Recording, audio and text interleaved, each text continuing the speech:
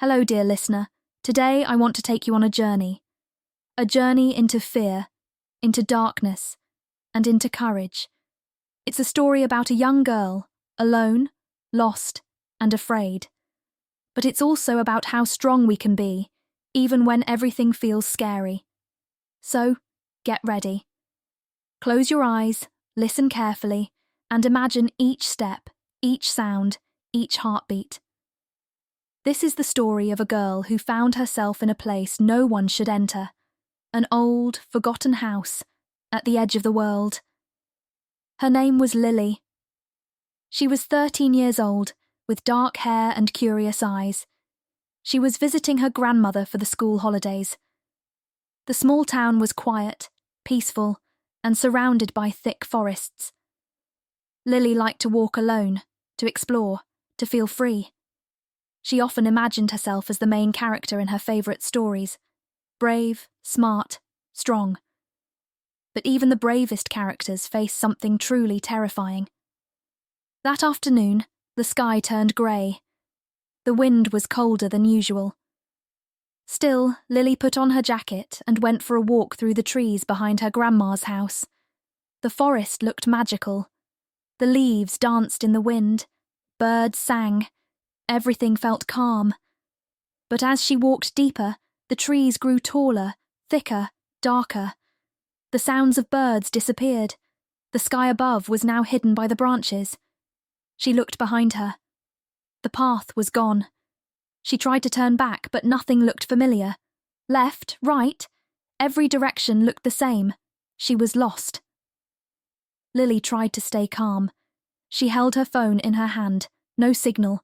No GPS, no help. Her battery was at 10%. She walked forward hoping to find a road, a person, a sign. Instead, she saw something else. Through the trees, something tall and grey appeared. A house. An old house. It stood alone, far from everything. Its roof was broken in places. The windows were dark and cracked. A large tree grew close to the side of the building, its branches touching the walls like fingers. The door was half open. The paint was peeling. It looked like no one had been inside for years. Lily stood still. Something inside told her not to go. But it was getting late. The air was cold, and her hands were shaking. She needed shelter, just for a while, just until morning. She stepped onto the wooden porch. The wood creaked under her feet. She slowly pushed the door. It made a long, low creaking sound as it opened. The smell hit her instantly. Dust, mould, something old and forgotten. "Hello?" she whispered. No answer, only silence. A silence that seemed to watch her. She walked inside. The light from the door was weak, but enough to see the hallway. There was an old mirror on the wall, its glass dirty and cracked. A broken chair lay on the floor. A staircase rose into darkness. Cobwebs hung from the ceiling like curtains. Every step she took made the floor groan. She found a small room on the right, with a window and a dusty sofa. She sat down, hugged her knees, and took a deep breath. She had to stay calm. It was just an old house. Nothing more. Then she heard it. Tap, tap, tap. Soft footsteps. Slow. From above. She froze. She listened. Maybe it was an animal. A raccoon. A bird. Then silence again. She stood up and walked toward the stairs. She knew she shouldn't. But her curiosity was stronger than her fear. The stairs creaked loudly as she climbed. Each step felt heavier. The air upstairs was colder. There was a long hallway with several doors. She opened the first one. An empty bedroom. A broken bed. A mirror. A small closet. But in the corner, something moved. She blinked. Nothing was there. Just a shadow. A trick of the light. She turned around and opened the second door.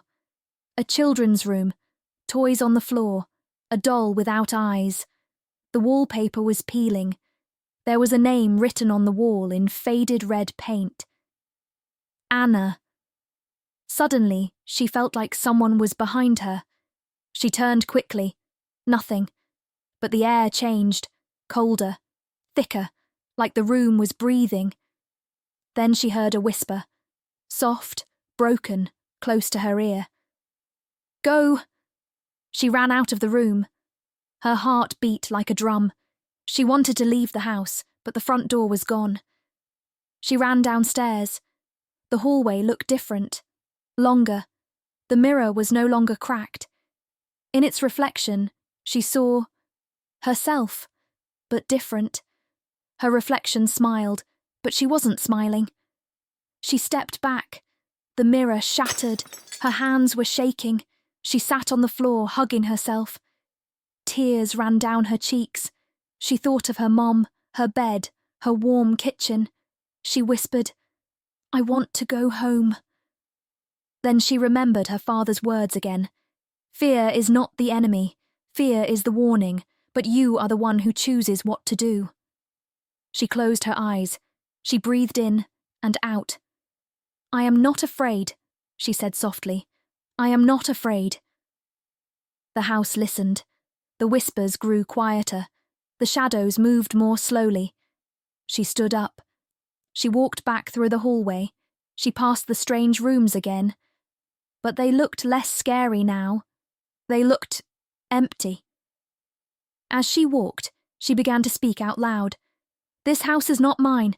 These ghosts are not real. I'm not your guest." The walls creaked, but they didn't answer. She reached the front door again. This time, it was there. She turned the handle. It opened. Outside, the sky was changing. A soft light was coming from behind the trees. Morning. Birds began to sing again. The forest didn't look so big anymore. A path appeared in front of her. It was the same one she had walked yesterday. She hadn't seen it before. She looked back at the house. It stood still, quiet, almost peaceful. But she knew she would never return. She walked for 20 minutes and saw the edge of the town. Soon she was back at her grandmother's house. Her grandma ran to her with open arms. Lily cried, but this time, they were tears of relief. That night, she lay in bed, thinking about everything. The house, the whispers, the shadows. Were they real? Or just her fear? Maybe both. But she knew something had changed inside her. She had faced the darkness, and the darkness had not won. So remember, dear listener. Sometimes, we find our true strength when we are most afraid. Even the smallest light inside you can push away the deepest night. And maybe, just maybe, that's the most powerful magic of all. Thank you for listening to this story. See you next time.